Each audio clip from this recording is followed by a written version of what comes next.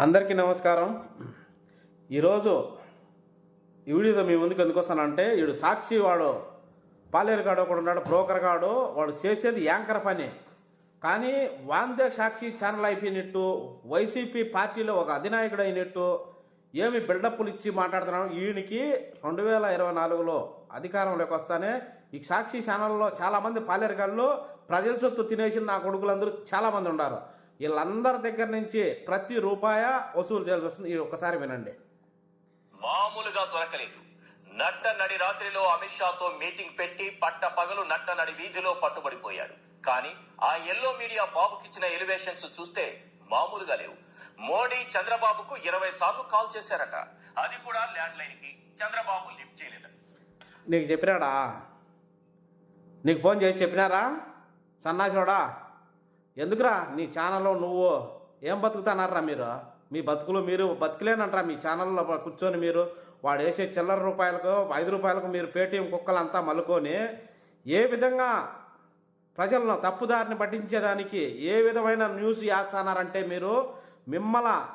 మీరు ఆంధ్రాలో కానీ ఉంటే గన 2024లో మిమ్మల్ని చెప్పులు తీసుకొని ఎంటబడి కొడతారా ప్రజలు కూడా. మీరు వేసే న్యూస్కు ఒరే సన్నాచోడా, నిన్న వాడు psycho Reddy national media parliament భవన్లో నుండి వస్తూ ఉంటే మన దేశ ప్రధానమంత్రి గురించి గత భారతరత్న వచ్చింది, మీ స్పందన ఎలా ఉంది, మీరేం చెప్పదలుచుకున్నారని అడిగితే వాడు సాయిరెడ్డి చెప్తాడు చూడని, వాడు సైకో గాడు పోతున్నాడు. పరువు పోతాందిరా ఢిల్లీ గడ్డ పైన. ఆంధ్రప్రదేశ్ పరువు తీసేస్తున్నాడు సైకో గాడు. ఒక మాట చెప్పు, దేనికి వినావు నువ్వు? అంటే నీ కేసుల కోసం వినావా?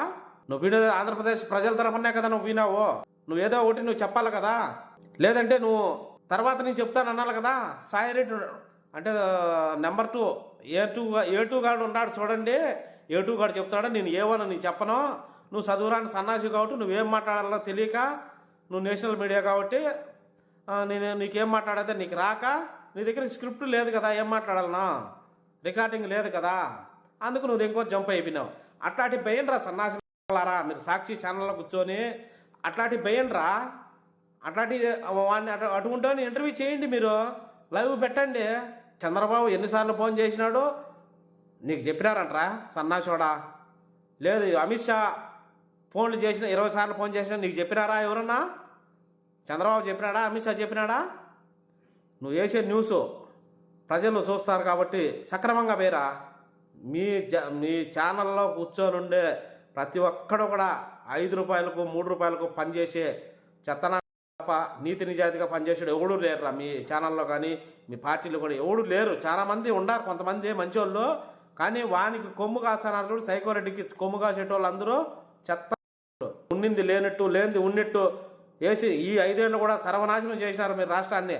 ఇంకా కూడా ఏదో ఒకటి ఈ ఫేక్ న్యూస్లన్నీ వేసి ఇంకా కూడా రాష్ట్రాన్ని సర్వనాశనం చేయాలని చూస్తున్నారే కానీ మీరు ఇంతటితో గొమ్మన ఉండడంలే. ఇదే మాదిరిగా మీరు మాట్లాడుతూ ఉంటే మా బాబు గారి గురించి, మా నాయకుల గురించి మీరు తప్పుడు న్యూస్ చేస్తూ ఉంటే మీ తాట తీసే రోజు అతి త్వరలోనే ఉంది. మీ తాట తీకన్నా వదలం. మా తెలుగుదేశం కార్యకర్తలు తలుచుకున్నామంటే కొడకల్లారా, మీ రిపోర్టర్లు కాదు కదా, మీ టీవీ ఛానల్ కదా, అన్ని బద్దలైతే దగ్గరలోనే ఉండండి. ఖచ్చితంగా ఇది గుర్తుపెట్టుకోండి. నువ్వు కూడా ఈశ్వరగానికి ప్రత్యేకంగా ఈశ్వరగాడు చాలా నోరు లేస్తా ఉంది, నువ్వు ఖచ్చితంగా గుర్తుపెట్టుకో. అందరికీ ధన్యవాదాలు.